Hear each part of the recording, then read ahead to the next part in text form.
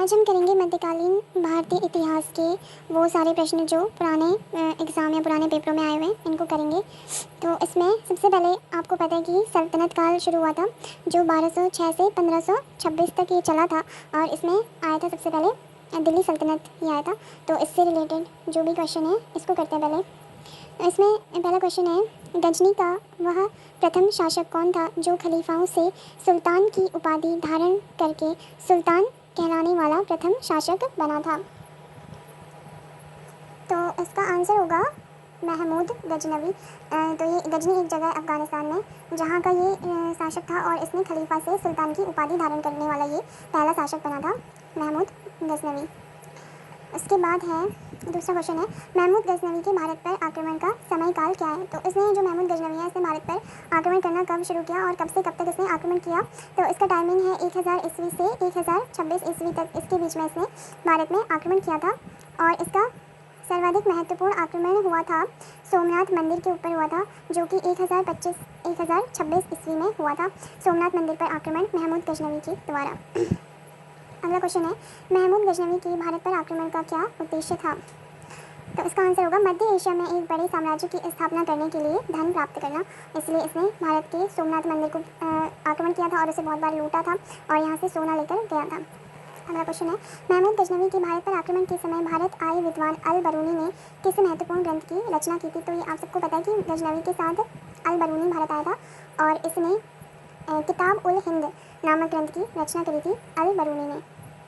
अगला क्वेश्चन है, दिल्ली सल्तनत की दरबारी भाषा क्या थी? ये सारे क्वेश्चन प्रीवियस एग्जाम में आए हुए हैं, इसलिए मैं इसको यहाँ पे कर रही हूँ। दिल्ली सल्तनत की दरबारी भाषा क्या थी? तो इसकी भाषा थी फारसी, क्योंकि ये लोग जो है इस एरिया से आए थे, फारस वाले एरिया से, ये सब आक्रमणकारी और ये आए थे। तो यहाँ की जो भाषा बनी थी सबसे पहले दिल्ली सल्तनत की दरबारी भाषा, वो बनी थी फारसी। उसके बाद है, आगरा नगर की स्थापना किसके द्वारा की गई? तो इसका आंसर होगा सिकंदर लोदी के द्वारा। दिल्ली का वो सुल्तान कौन था जिसकी मृत्यु चौगान, ये एक गेम होता है जिसको कहते हैं पोलो, एक गेम होता है इसको चौगान कहते हैं, चौगान खेलते हुए जिसकी मृत्यु हुई थी? तो इसका आंसर होगा कुतुबुद्दीन ऐबक। कुव्वत उल इस्लाम मस्जिद का निर्माण किसके द्वारा किया गया था? तो इसका आंसर होगा कुतुबुद्दीन ऐबक, इसका भी आंसर है कुतुबुद्दीन ऐबक। अगला क्वेश्चन है, तराइन की पहली लड़ाई जो कि 1191 में हुई थी, यह किस किस के बीच में हुई थी? तो ये हुई थी मोहम्मद गोरी और पृथ्वीराज चौहान के बीच में। तराइन का पहला युद्ध हुआ था 1191 में। किस खलजी शासक ने दिल्ली के राज सिंहासन पर बैठने के लिए अपने ससुर की हत्या कर दी थी? तो इसका सही आंसर होगा ऑप्शन डी, अलाउद्दीन खिलजी ने। अलाउद्दीन खिलजी ने दिल्ली का राजा बनने के लिए अपने जो ससुर की हत्या कर दी थी। रजिया सुल्तान किसकी बेटी थी? तो ये इसका आंसर होगा इल्तुतमिश। रजिया सुल्तान इल्तुतमिश की बेटी थी। मोहम्मद गोरी विजित प्रदेशों की देखभाल के लिए किस विश्वसनीय जनरल को छोड़कर गया था? मोहम्मद गोरी ने यहाँ पर भारत में कुतुबुद्दीन ऐबक को वो छोड़ के गया था। मोहम्मद गोरी। किसके शासनकाल में सबसे अधिक मंगोल आक्रमण हुए?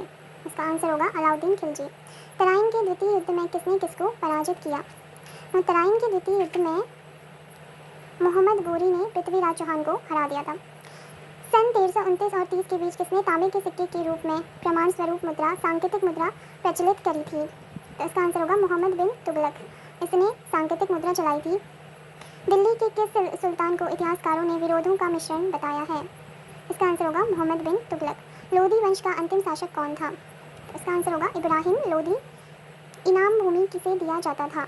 इनाम एक भूमि का टाइप है जो किन लोगों को दिया जाता था? तो इसका आंसर होगा विद्वान और धार्मिक व्यक्ति, इनको दिया जाता था इनाम भूमि।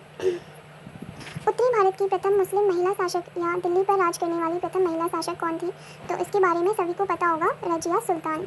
दिल्ली के प्रथम सुल्तान कौन थे जिन्होंने दक्षिण भारत को पराजित करने का प्रयास किया? तो इसका आंसर होगा अलाउद्दीन खिलजी। यात्री इब्न बतूता कहाँ से आया था? इसका आंसर होगा मोरक्को। जो इब्न बतूता था वो मोरक्को देश से भारत आया था। भारत पर प्रथम तुर्क आक्रमण करने वाला व्यक्ति कौन था? इसका आंसर होगा महमूद गजनवी। महमूद गजनवी एक तुर्क था, तो भारत पर प्रथम तुर्क आक्रमण महमूद गजनवी ने किया था। कौन अपने को बुद्ध शिकन या मूर्ति भंजक कहता था? मतलब मूर्तियों को तोड़ने वाला, जो देवी देवताओं के स्टैचू होते थे उनको तोड़ने वाला कौन था? बुद्ध शिकन। तो इसका आंसर होगा महमूद गजनवी, ये सभी को पता है। इसके बाद है, महमूद गजनवी ने कौन सी उपाधि धारण की थी? तो इसका आंसर होगा यामीन उद दौला और अमीन उल मिल्लत। इसका मतलब है, देखो, यामीन उद दौला का मतलब है साम्राज्य का दाहिना हाथ और अमीन उल मिल्लत का मतलब है मुसलमानों का संरक्षक। ये उपाधि इसने धारण की थी। महमूद गजनवी ने भारत में प्रथम आक्रमण किस राज्य के विरुद्ध किया था? ये इंपॉर्टेंट क्वेश्चन है। तो इसने क्या था, हिंदू शाही या ब्राह्मण शाही राज्य के विरुद्ध इसने पहला आक्रमण किया था। हिंदू शाही राज्य की राजधानी कहाँ थी? तो इसकी राजधानी थी उद्भांडपुर या ओहिंद या वहिंद। हिंदू शाही राज्य की राजधानी थी ओहिंद, वहिंद या उद्भांडपुर। महमूद गजनवी का भारत में अंतिम आक्रमण किसके विरुद्ध हुआ था? तो ये होगा, इसका आंसर होगा जाट। इसने जाट के विरुद्ध अंतिम आक्रमण किया था। हिंदू शाही राज्य का कौन सा शासक तुर्कों से बार बार पराजित होने के कारण ग्लानिवश आत्मदाह कर लिया, यानी उसने खुद को आग लगा ली? तो इसका आंसर होगा ऑप्शन ए, जयपाल। अगला क्वेश्चन है इसमें, महमूद गजनी ये किस वंश का शासक था? तो महमूद गजनवी जो था ये था यामिनी वंश का शासक था। महमूद गजनवी महमूद गजनवी के साथ भारत आने वाले इतिहासकारों में कौन शामिल नहीं था? तो इसके साथ देखो, एक तो इसके साथ अल-बरूनी आया था, ये अभी हमने पढ़ा था। महमूद गजनवी के साथ अल-बरूनी आया था। इसके अलावा इसके साथ वैहाकी आया था और उतबी आया था। लेकिन जो फिरदौसी था, फिरदौसी महमूद गजनवी के साथ नहीं आया था। तो इसका आंसर होगा फिरदौसी। अगला क्वेश्चन है, महमूद गजनवी के आक्रमण के कारण कौन सा शहर फारसी संस्कृति का केंद्र बन गया? तो इसका आंसर होगा लाहौर। लाहौर में फारसी संस्कृति का केंद्र बन गया था क्योंकि महमूद गजनवी ने वहाँ पे आक्रमण किया था। किसने ढोल की तेज आवाज़ के साथ एक महिला का अपने पति की चिता के साथ स्वतः को जलाने वाले दृश्यों का भयानक चित्रण किया है? इसका आंसर होगा इब्न बतूता। इब्न बतूता इसने रहला नामक पुस्तक लिखी थी और इसमें इसने इन सब चीज़ों का वर्णन किया है। भारत में मुस्लिम राज का संस्थापक माना जाता है, किसे माना जाता है? तो इसका आंसर होगा मोहम्मद गोरी। गोरी को माना जाता है मुस्लिम राज का संस्थापक क्योंकि उसने यहाँ पे अपने जनरल को वो छोड़ के गया था जिसका नाम था ये कुतुबुद्दीन ऐबक को छोड़ के गया था ना वो। तो इसने ही फिर यहाँ पे दिल्ली सल्तनत चलाई थी और गुलाम वंश चलाया था। तो इसलिए जो भारत में मुस्लिम राज का संस्थापक माना जाता है वो मोहम्मद गोरी को माना जाता है।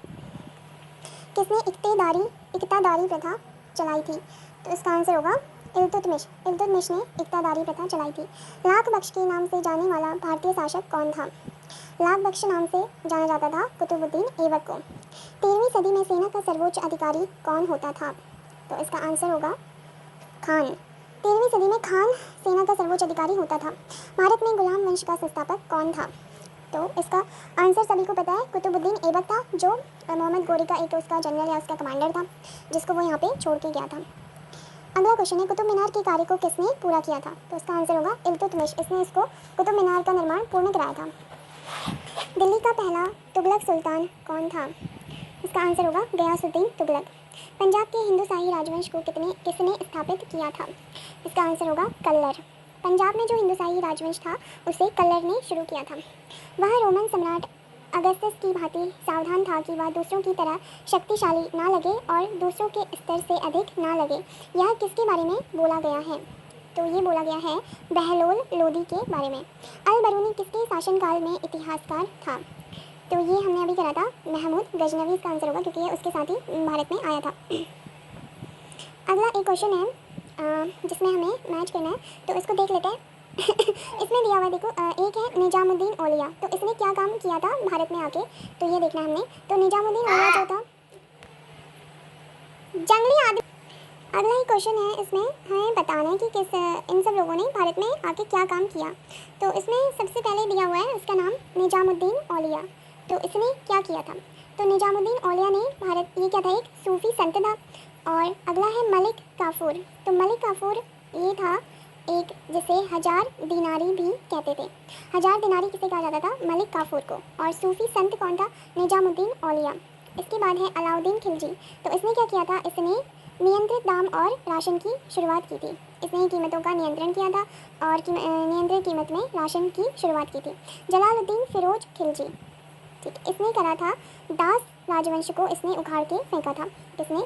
जलालुद्दीन फिरोज खिलजी ने।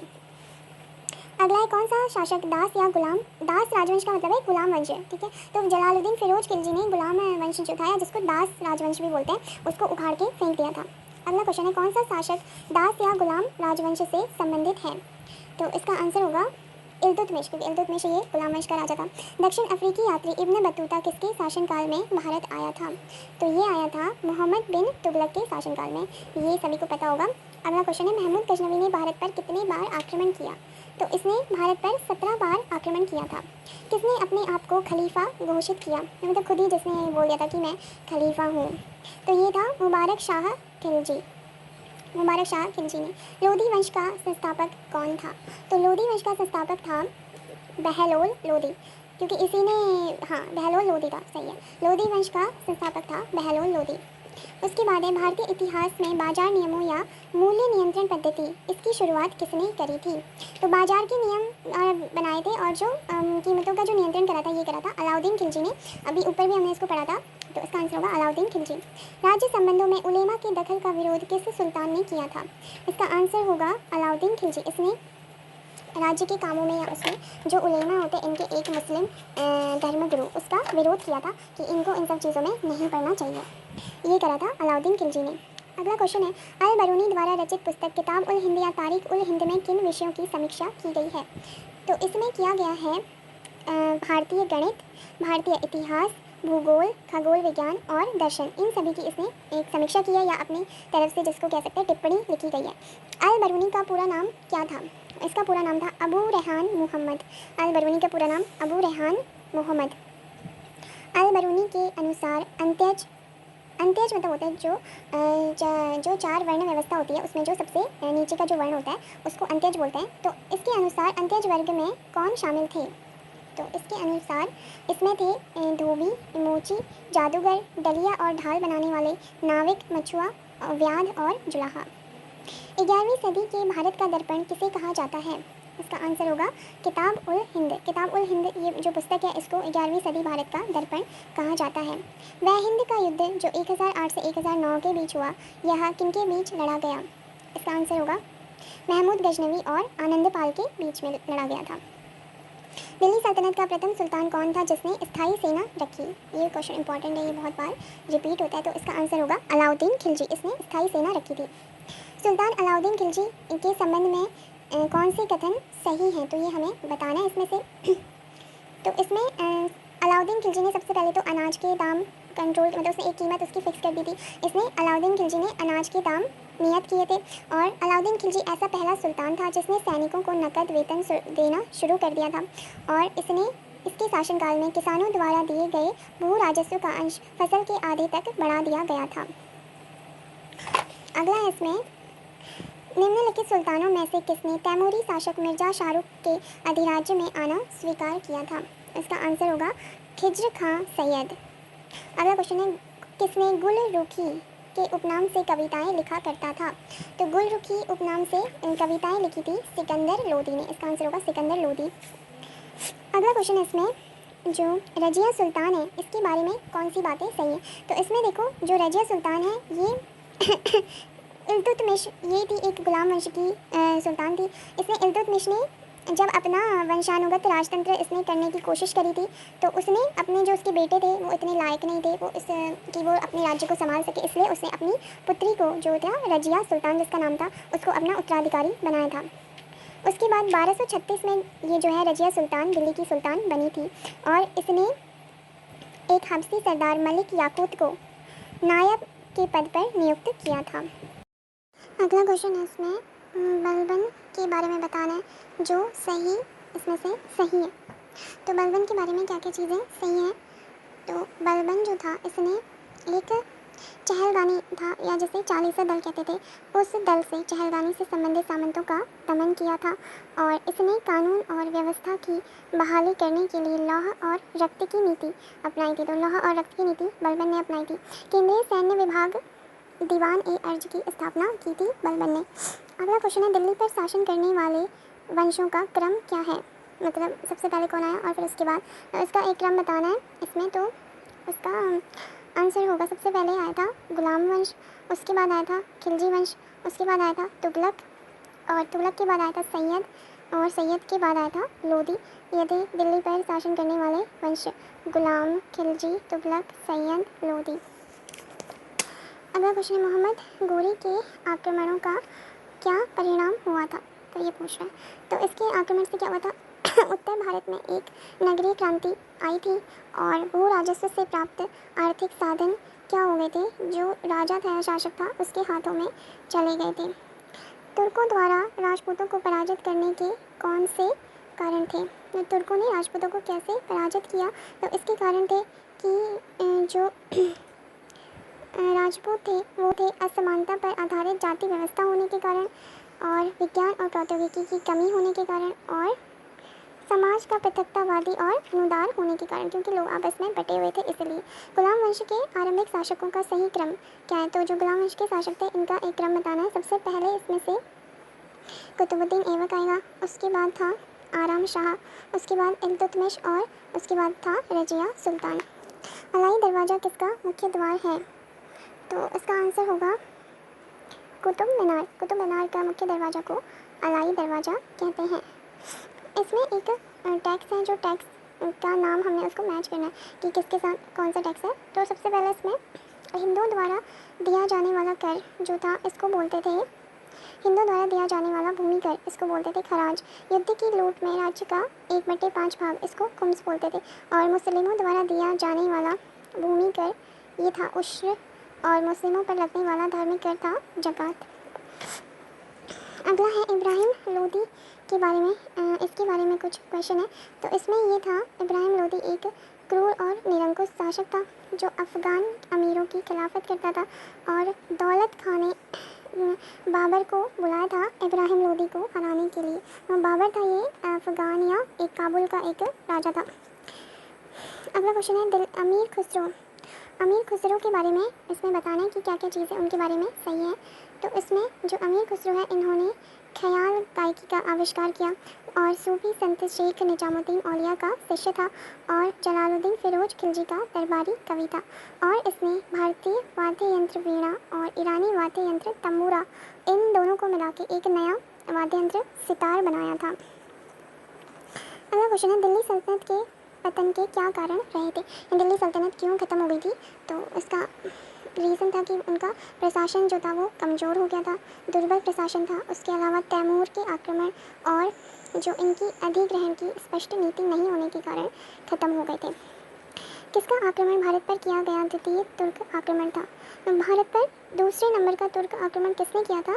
तो इसका आंसर होगा मोहम्मद गोरी, क्योंकि सबसे पहले करा था महमूद गजनवी ने जो प्रथम तुर्क आक्रमण था, और द्वितीय तुर्क आक्रमण मोहम्मद गोरी ने।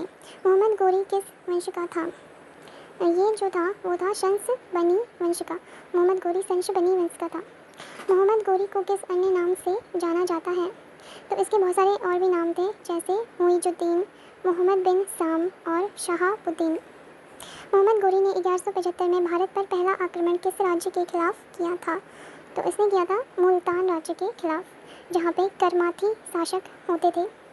भारत का वह पहला शासक जिसने मोहम्मद गोरी को पराजित किया था। इसको हराने वाला पहला भारतीय शासक था सोलंकी शासक भीम द्वितीय। सबसे पहले सोलंकी शासक भीम द्वितीय ने मोहम्मद गोरी को हराया था। मोहम्मद गोरी और पृथ्वीराज चौहान के बीच किस जगह को लेकर विवाद था? तो इन दोनों के बीच में बठिंडा, जिसको पहले कहते हैं तावर हिंदा, इसको लेकर विवाद था। मोहम्मद गोरी का सर्वाधिक महत्वपूर्ण भारतीय आक्रमण कौन सा था? तो इसका था तराइन का द्वितीय युद्ध। मोहम्मद गोरी और कन्नौज के राजा जयचंद के मध्य 1194 में हुआ युद्ध किस नाम से प्रसिद्ध है? तो इसका आंसर होगा चंदावर का युद्ध। मोहम्मद गोरी का अंतिम आक्रमण किसके विरुद्ध हुआ? ये हुआ था पंजाब के खोखर के विरुद्ध। तराइन का द्वितीय युद्ध ऐसा निर्णायक युद्ध समझना चाहिए जिसने भारत पर मुसलमानों की आधारभूत सफलता निश्चित कर दी। ये किसका कथन था? तो ये कहा था V.A. स्मिथ ने। मोहम्मद गोरी के किस सेनापति ने बिहार विजय जो 1202-3 में हुई थी, बंगाल विजय 1204-5 में हुई थी, और असम पर आक्रमण 1206 में ये किया? ये मोहम्मद गोरी के किस सेनापति ने किया? इसका आंसर होगा इख्तियारुद्दीन मोहम्मद बिन बख्तियार खिलजी, जिसको एक शॉर्ट में बख्तियार खिलजी बोलते हैं। तो इसने करा था। अगला है भारत में मुस्लिम राज्य का संस्थापक मोहम्मद गोरी को माना जाता है, परंतु भारत में स्वतंत्र मुस्लिम राज्य का संस्थापक किसे माना जाता है? तो इसका आंसर होगा कुतुबुद्दीन ऐबक। अगला है अलाउद्दीन खिलजी के आक्रमण के समय देवगिरी का शासक कौन था? इसका आंसर है रामचंद्र देव। अगला है जब उसने राजत्व प्राप्त किया तो वह शरीयत के नियमों और आदेशों से पूर्णतया स्वतंत्र था। बर्नी ने यह कथन किस सुल्तान के लिए कहा था? ये उसने कहा था अलाउद्दीन खिलजी के लिए। सल्तनत काल में भू राजस्व का सर्वोच्चतम ग्रामीण अधिकारी कौन होता था? इसका आंसर होगा चौधरी। भू राजस्व का सर्वोच्च ग्रामीण अधिकारी। तैमूर के आक्रमण के बाद भारत में किस वंश का राज स्थापित हुआ? तो इसके बाद हुआ था सैयद वंश। इसका आंसर होगा सैयद वंश। किस सुल्तान के दरबार में सबसे अधिक गुलाम थे? इसका आंसर होगा फिरोज तुगलक। किस सुल्तान ने बेरोजगारों को रोजगार दिया था? इसका आंसर होगा फिरोज तुगलक। किस सुल्तान ने फलों की गुणवत्ता सुधारने के लिए उपाय किए थे? इसका भी आंसर होगा फिरोज तुगलक। नालंदा विश्वविद्यालय के विनाश का क्या कारण है? तो इसका आंसर होगा मुसलमान, क्योंकि इन मुसलमान ने जो है इसको नष्ट कर दिया था। तबकात ए नासिरी का लेखक कौन था? ये एक बुक है, तबकात ए नासिरी। इसका लेखक था मिनहाज उल सिराज। अलाई दरवाज़ा का निर्माण किस सुल्तान ने कराया? इसका आंसर होगा अलाउद्दीन खिलजी। अलाउद्दीन खिलजी ने इसका निर्माण कराया था। कुतुबुद्दीन ऐबक की राजधानी थी? इसकी राजधानी थी लाहौर में। अलाउद्दीन खिलजी के प्रसिद्ध सेनापतियों में किसकी मंगोलों के विरुद्ध लड़ते हुए मृत्यु हुई? इसका आंसर होगा जफर खान। कौन भूमि उत्पाद पर लगने वाले करों को इंगित करता है? जो फसल उगाई जाती थी, फसल पर लगने वाले करों के क्या क्या नाम थे ये बताना। तो इसमें से इनको कहा जाता था खराज और उस्र और मुक्तई। तुगलकनामा के रचनाकार कौन थे? तो इसका आंसर होगा अमीर खुसरो। भारत में मोहम्मद गोरी ने किसको प्रथम अक्ता प्रदान किया था? उसने दिया था कुतुबुद्दीन ऐबक को। किस सुल्तान के काल में खालिसा भूमि अधिक पैमाने पर विकसित हुई थी? इसका आंसर होगा अलाउद्दीन खिलजी। सल्तनत काल के सिक्के टंका, शशगनी और चीतल किन धातुओं के बने होते थे? ये बने होते थे, टंका बना था चांदी का, शशगनी भी चांदी का बना होता था और जीतल तांबे का सिक्का होता था। अमीर कोही या कृषि विभाग नामक एक नया विभाग किस सुल्तान ने बनाया था? ये बनाया था मोहम्मद बिन तुगलक ने। अमीर खुसरो ने किसके विकास में अग्रणी भूमिका निभाई थी? इसने अमीर खुसरो ने विकास किया था खड़ी बोली का। इसका आंसर होगा खड़ी बोली। तैमूर लंग ने किसके शासनकाल में भारत पर आक्रमण किया था? इसका आंसर होगा नसीरुद्दीन महमूद तुगलक। सल्तनत काल की दो प्रमुख मुद्राएं कौन सी थी? तो ये थे जीतल और टंका। भारत में पोलो खेल का प्रचलन किसने किया था? तो इसका आंसर होगा तुर्कों ने। किसने एक तरफ संस्कृत मुद्रा लेख के साथ चांदी के सिक्के निकाले थे? तो ये निकाले थे महमूद गजनवी ने। इसने एक तरफ संस्कृत में लेख और दूसरी तरफ चांदी के सिक्के निकाले थे। अलाउद्दीन खिलजी के सेनाध्यक्षों में से कौन सा तुगलक वंश का प्रथम सुल्तान बना था? ये बना था गाजी मलिक। जवाबित क्या थे? तो ये थे राज्य कानून को जवाबित कहा जाता था सल्तनत काल में। किस राजवंश के अंतर्गत विजारत का चरमोत्कर्ष हुआ था? ये हुआ था तुगलक के समय में। अगला है इसमें एक पुस्तक और उसके लेखक ये बताएं। तो एक पुस्तक है इसमें तारिक ए मुबारक शाही। इसके लेखक बताने तो तारिक ए मुबारक शाही के लेखक थे याहिया बिन अहमद सरहिंदी। उसके बाद दूसरी पुस्तक है तबकात ए नासिरी के लेखक मिनहाज उल सिराज। अगला पुस्तक है ताजुल मासिर। इसके लेखक थे हसन निजामी। अगली पुस्तक है तारिक ए फिरोज शाही। इसके लेखक थे जियाउद्दीन बरनी। अगला क्वेश्चन है तौल की सबसे छोटी इकाई कौन सी है? माप तौल की या किसी चीज़ को मापने की सबसे छोटी इकाई कौन सी है? तो ये है रत्ती सबसे छोटी इकाई है, जिसको संस्कृत में रक्तिका बोलते हैं। प्रसिद्ध कवि अमीर खुसरो किसके दरबार में रहते थे? तो ये थे अलाउद्दीन खिलजी के दरबार में। किसने सल्तनत काल में प्रचलित डाक व्यवस्था का विस्तृत विवरण दिया है? ये दिया है इब्न बतूता ने। तैमूर लंग ने किस वर्ष भारत पर आक्रमण किया था? तो इसका सही आंसर है 1398 में। अगला है दिल्ली के किस मुस्लिम शासक के निधन पर इतिहासकार बदायूनी ने कहा राजा को अपनी प्रजा से और प्रजा को अपने राजा से मुक्ति मिल गई? ये कहा था मोहम्मद बिन तुगलक के बारे में। दिल्ली के सुल्तान बलबन का पूरा नाम क्या था? तो इसका नाम था गयासुद्दीन बलबन। कौन सा सुल्तान नया धर्म चलाना चाहता था लेकिन उलेमाओं ने उसका विरोध किया? तो ये चलाना चाहता था अलाउद्दीन खिलजी, लेकिन इसका विरोध किया उलेमाओं ने। दिल्ली में कौन सा ऐतिहासिक स्मारक भारतीय और फारसी वास्तुकला शैली का उदाहरण है? इन दोनों का एक मिक्स है, तो इसका आंसर होगा हुमायूं का मकबरा। दिल्ली का सुल्तान जो दान दक्षिणा के बारे में काफ़ी ध्यान रखता था और इसके लिए एक विभाग दीवान ए खैरात या दान विभाग स्थापित किया था, वह कौन था? तो ये था फिरोज़ तुगलक। फिरोज़ तुगलक था। अगला है कि संगीत वाद्य को हिंदू मुस्लिम गान वाद्यों का सबसे श्रेष्ठ मिश्रण माना गया है। ये माना जाता है सितार को। अगला है नई फारसी काव्य शैली सबक ए हिंदी अथवा हिंदुस्तानी शैली के जन्मदाता कौन थे। तो हिंदुस्तानी शैली किसने बनाई थी काव्य की? ये बनाई थी अमीर खुसरो ने। अनुकूल परिस्थितियां होने के बावजूद गुलाम वंश के शासक भारत में अपने साम्राज्य का विस्तार नहीं कर पाए। इसका मुख्य कारण क्या था? तो इसका मुख्य कारण था मंगोल आक्रमण का भय। किसने सिकंदर सानी या द्वितीय सिकंदर की उपाधि धारण करी थी? तो ये करी थी अलाउद्दीन खिलजी ने। सिक्कों पर खलीफा का नायब खुदवाने वाला भारत का पहला सुल्तान कौन था? ये था फिरोज शाह तुगलक। सैयद उस सलातीन की उपाधि किसने धारण की थी? ये करी थी फिरोज शाह तुगलक ने। किसे कुरान का पाठ करने वाला कहा जाता था? ये कहा जाता था कुतुबुद्दीन ऐबक को। किस सल्तनत कालीन शासक को मिन्हाज ने हातिम ताई द्वितीय की संज्ञा दी थी? ये दिया था कुतुबुद्दीन ऐबक को। इसको बोला जाता था हातिम ताई द्वितीय और मिन्हाज ने बोला था। 2.5 दिन का झोपड़ा मस्जिद जो अजमेर में है, इसका निर्माण किसने करवाया था? ये बनाया था कुतुबुद्दीन ऐबक ने। कौन अपने आप को ईश्वर का अभिशाप कहता था? ये कहता था चंगेज खां। किसे बगदाद के खलीफा ने मंशूर या स्वीकृति पत्र प्रदान किया था? ये क्या था? इल्तुतमिश को। दिल्ली सल्तनत का पहला सुल्तान जिसने दोआब के आर्थिक महत्व को समझा था, ये था इल्तुतमिश। दिल्ली की राजगद्दी पर अफगान शासकों के शासन का सही क्रम क्या है? तो इसमें सबसे पहले बहलोल लोदी, उसके बाद सिकंदर शाह और उसके बाद इब्राहिम लोदी। दिल्ली सल्तनत के तुगलक राजवंश का अंतिम शासक कौन था? तो इसका आंसर होगा नसीरुद्दीन महमूद। मध्यकालीन भारतीय राजाओं के संदर्भ में कौन सा कथन सही है? ये पूछ रहा है। तो इसमें से एक फिरोज तुगलक था। उसने गुलामों के लिए एक अलग से विभाग बनाया था जिसको दीवान ए बंदगान उसने बोला था। तो ये एक इसमें सही कथन है। इसके अलावा बाकी सारे इसमें गलत कथन दिए हुए हैं। तो एक सही ये है कि फिरोज तुगलक ने गुलामों के लिए दीवान ए बंदगान विभाग बनाया था। अगला क्वेश्चन है चंगेज खां के अधीन मंगोलों ने किसके शासनकाल में भारत पर आक्रमण किया था? तो जो मंगोल थे इन्होंने इल्तुतमिश के शासनकाल में भारत पर आक्रमण किया था। इसका आंसर होगा इल्तुतमिश। इसमें इसके बाद एक दीवान ए बंदगान जो अभी हमने करा था, ये बनाया था फिरोज शाह तुगलक ने। ये सही है।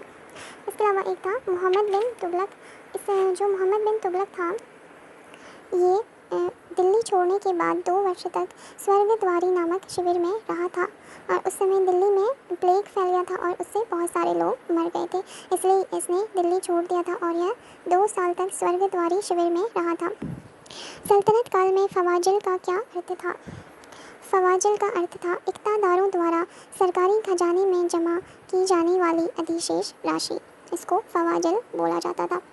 दिल्ली का सुल्तान जो भारत में नहरों के सबसे बड़े जाल का निर्माण करने के लिए प्रसिद्ध है, वह कौन था? तो ये था फिरोज शाह तुगलक, जिसने भारत में नहरों का निर्माण करा, फिरोज शाह तुगलक। और इसने एक बहुत फेमस नहर बनाई थी, सरहिंद नहर बनाई है इसने। अगला क्वेश्चन है अपनी शक्ति को समेकित करने के बाद बलबन ने कौन सी उपाधि धारण करी थी? इसने ली थी जिल-ए-इलाही की उपाधि।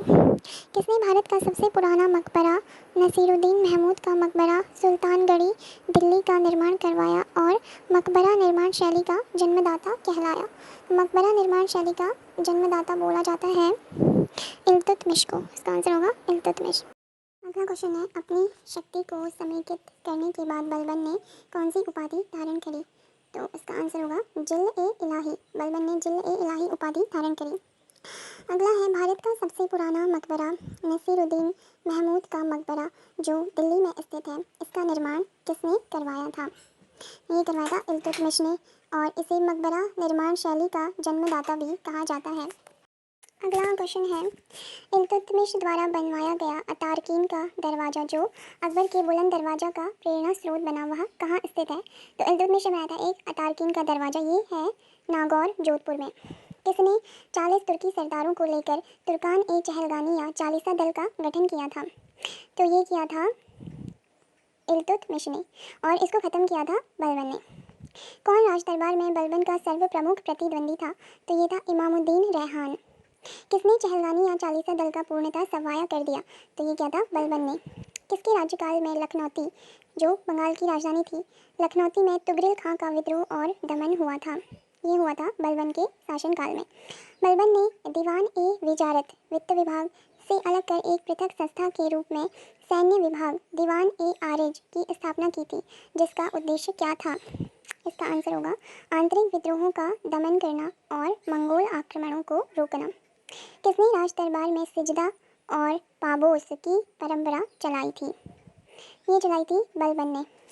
बलबन ने अपने को कुलीन साबित करने के लिए शाहनामा में वर्णित किस प्रसिद्ध तुर्की योद्धा का वंशज होने का दावा किया था?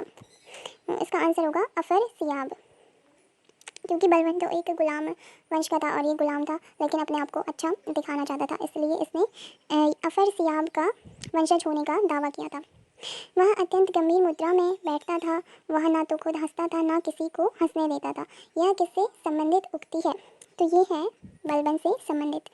किसने कैलूगढ़ी या किलोघरी के राजमहल में अपना राज्याभिषेक किया और उसे अपनी राजधानी बनाया? ये बनाया था जलालुद्दीन फिरोज खिलजी ने। जलालुद्दीन फिरोज खिलजी के शासनकाल में क्या क्या घटनाएं घटी थी?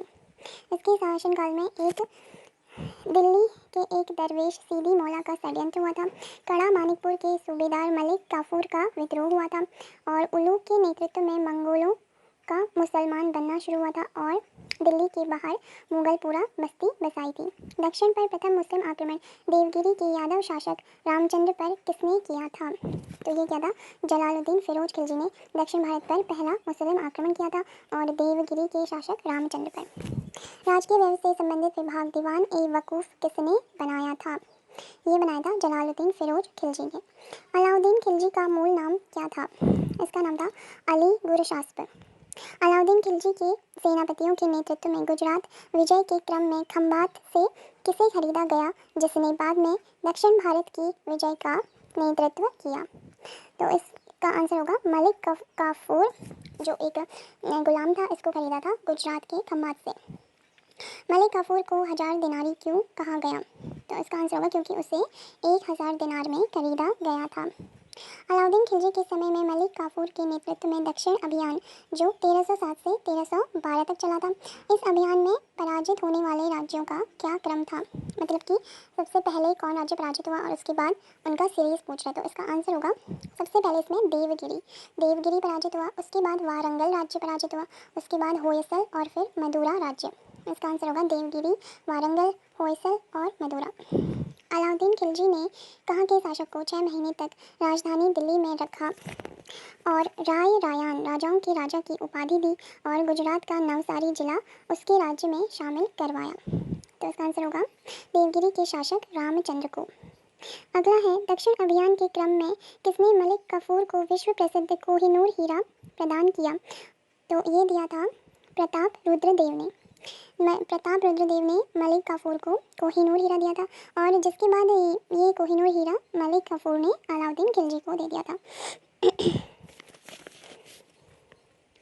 इसके बाद है अलाउद्दीन खिलजी ने किसके कहने पर सिकंदर महान के समान विश्व विजय की योजना को त्याग दिया था? तो ये इसने करा था अलाउल मुल्क के कहने पर। अगला क्वेश्चन है किसने 4 अध्यादेश जब्ती, गुप्तचर प्रणाली का गठन, दिल्ली में शराब निषेध, अमीरों के मेल मिलाप पर पाबंदी जारी करे थे? ये करे थे अलाउद्दीन खिलजी ने। किस सुल्तान ने एक नया मंत्रालय दीवान ए रियासत या वाणिज्य मंत्रालय की स्थापना की थी? तो ये भी अलाउद्दीन खिलजी ने करी थी। किसने सैन्य शासन के क्षेत्र में दाग, घोड़ों पर दाग या चिन्ह लगाना और हुलिया, सैनिक के पहचान चिन्ह का प्रचलन किया? तो दाग और हुलिया का प्रचलन करा था अलाउद्दीन खिलजी ने। किस सुल्तान ने सैनिकों को भू अनुदान के स्थान पर नकद वेतन देने की प्रथा चलाई थी? तो ये भी अलाउद्दीन खिलजी ने चलाई थी। यक अस्पा, एक घोड़ा वाला सैनिक, 2 अस्पा, 2 घोड़े वाले सैनिक प्रथा का प्रारंभ किसने किया? तो यक अस्पा और 2 अस्पा प्रथा का प्रारंभ किया था अलाउद्दीन खिलजी ने। उसके बाद सरा ए अदल किसका बाजार था? तो ये है सरा ए अदल था वस्त्र और अन्य वस्तुओं का बाजार। दिल्ली स्थित सीरी का किला, 1000 सतून राजमहल हजार खम्भों वाला जो राजमहल है और सीरी का किला, इसके निर्माण का श्रेय किसे जाता है? तो ये बनाया था अलाउद्दीन खिलजी ने। किसने रस्म ए मियान, इसका मतलब है बीच का रास्ता, और तरीक ए इतदाल, सुल्तान का तरीका, नाम से राजस्व सुधार की व्यवहारिक नीति अपनाई थी? ये करा था गयासुद्दीन तुगलक ने। कौन से सुल्तान की मृत्यु अफगानपुर या तुगलकाबाद में लकड़ी से बने स्वागत भवन के गिरने से हुई थी? ये हुई थी गयासुद्दीन तुगलक की। नहर निर्माण कराने वाला दिल्ली का प्रथम सुल्तान कौन था? तो ये था गयासुद्दीन तुगलक। ये पहला था जिसने नहरों का निर्माण कराया। सुल्तान बनने के पूर्व किसका नाम जौना खां था? ये था मोहम्मद बिन तुगलक का नाम सुल्तान बनने से पहले। किसके शासक बनने के बाद अपना नाम अबुल मजाहिद रखा था? तो ये रखा था मोहम्मद बिन तुगलक ने। इसके बाद है किसके राज्य में सादा अमीरों का विद्रोह हुआ जिसकी चरम परिणति 1347 में बहमनी राज्य की स्थापना में हुई? तो ये हुआ था मोहम्मद बिन तुगलक के समय। मोहम्मद बिन तुगलक की मृत्यु कहाँ पर हुई? तो इसकी मृत्यु हुई थी ठट्टा में। राजशेखर और जिन प्रभा सूरी जैसे जैन विद्वानों को किस सुल्तान ने राजकीय संरक्षण दिया था? ये दिया था मोहम्मद बिन तुगलक ने। किस सुल्तान ने 24 कष्टदायक करों के स्थान पर केवल 4 कर लगाए थे? ये लगाए थे फिरोज शाह तुगलक ने। किसने सेना को नकद वेतन देने की व्यवस्था समाप्त करके वजह मतलब भूमि वसूलने का अधिकार या इतलाक धनादेश के लिए पत्र, इसका आदेश दिया था? मतलब जो नकद वेतन वाली व्यवस्था थी उसको ख़त्म कर दिया था। ये किसने किया था पूछ रहा है, तो ये किया था फिरोज तुगलक ने। किस सुल्तान ने अपनी आत्मकथा फतूहात ए फिरोज शाही लिखी थी? तो फतूहात ए फिरोज शाही लिखी थी फिरोज तुगलक ने। किस सुल्तान ने हासिल ए शर्ब या हक ए शर्ब नाम का एक नया सिंचाई कर लगाया था? तो ये सिंचाई का कर था, तो ये लगाया था फिरोज तुगलक ने। फिरोज तुगलक द्वारा स्थापित दार उल शफा क्या था? दार उल शफा ये था एक खैराती अस्पताल। किसने भूमि मापने का पैमाना गज ए सिकंदरी का प्रचलन किया? ये करा था सिकंदर लोदी ने। किस मुस्लिम शासक के सिक्कों पर देवी लक्ष्मी की आकृति बनी है? ये बनी थी मोहम्मद गोरी के सिक्कों पर। जौनपुर राज्य का अंतिम शासक कौन था? तो ये था हुसैन शाह। इसके बाद है दिल्ली के किस सुल्तान ने ब्राह्मणों पर भी जजिया कर लगाया था? ये लगाने वाला था फिरोज तुगलक। इसका आंसर होगा चंगेज खान का मूल नाम क्या था? इसका मूल नाम था तेमुचिन। किसने चिंतामणि भट्ट द्वारा रचित ग्रंथ शुक सप्तती का फारसी में अनुवाद कर उसका नाम तूतीनामा रखा? तो ये करा था ख्वाजा जियाउद्दीन नक्शबी ने। इसने शुक सप्तती का फारसी में अनुवाद करा और उसका नाम तूतीनामा रखा। किस राजवंश के शासनकाल में तैमूर या तैमूरलंग ने 1398 में भारत पर आक्रमण किया? तो इसने क्या था तुगलक वंश के शासनकाल में। तुगलक वंश के टाइम पे तैमूरलंग ने भारत में आक्रमण किया था 1398 में। दिल्ली सल्तनत के दौरान मुकद्दम या चौधरी पद का इस्तेमाल किसके लिए किया जाता था? तो इसका आंसर होगा गांव का प्रधान। इसलिए बोलते हैं कि ये ज़्यादा चौधरी बन रहा है, मतलब उस समय पे जो चौधरी था वो होता था गांव का प्रधान। मंगोल शासक चंगेज खान की मृत्यु कब हुई थी? तो ये हुई थी इसकी मृत्यु 1227 में। खरीदादार कौन था? खरीदादार था फरमानों को भेजने वाला अधिकारी। क्वेश्चन इसमें बचा है मोहम्मद बिन तुगलक के शासनकाल में जो नए राज्य स्थापित हुए या स्वतंत्र हुए उनके संस्थापक कौन थे? तो सबसे पहला इसमें एक राज्य बना था मदुरा या मावर राज्य, जिसका संस्थापक था जलालुद्दीन एहसान शाह। दूसरा राज्य बना था विजयनगर, जिसके संस्थापक थे हरिहर और बुक्का। तीसरा राज्य बना था वारंगल, जिसके संस्थापक थे कन्हैया। और एक और राज्य इसमें बना था बहमनी, जिसका संस्थापक था हसन गंगू।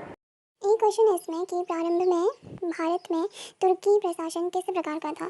तो प्रारंभिक जो तुर्की प्रशासन था भारत में वह एक सैनिक प्रधान था, और इसने जो इनके सेना के नायक थे या जो इनके कमांडर थे, जो भी इसके हेड थे, उनके बीच इसने एकता के रूप में देश के अलग अलग भागों को बांट दिया था। एक और क्वेश्चन इसमें आता है कि अलाउद्दीन खिलजी के दक्षिण भारत अभियान का क्या उद्देश्य था? तो इसका उद्देश्य था धन की प्राप्ति करना। एक और क्वेश्चन आता है इसमें अलाउद्दीन खिलजी ने राजस्व प्रणाली में सुधार के लिए कौन कौन से कार्य किए? तो इसने एक तो किया था भूमि अनुदानों की समाप्ति कर दी थी इसने, और दूसरा इसने करा था मुकद्दमों खुतों और चौधरियों के जो विशेषाधिकार थे उनको समाप्त करके दीवान ए मुस्तखराज की स्थापना करी थी। इसके अलावा इसने विश्वा के आधार पर भूमि की पैमाइश करी थी और सकल उत्पाद का 50% खराज मतलब है भू राजस्व निर्धारित कर दिया था। जितना भी फसल उगाई जाएगी उसका 50% या उसका आधा भाग उन्हें भू राजस्व के रूप में देना होगा। एक और चीज़ इसने करी थी, जकात, जजिया, खुम्स, ये सब जो कर थे इनकी नई दरें निर्धारित करी थी।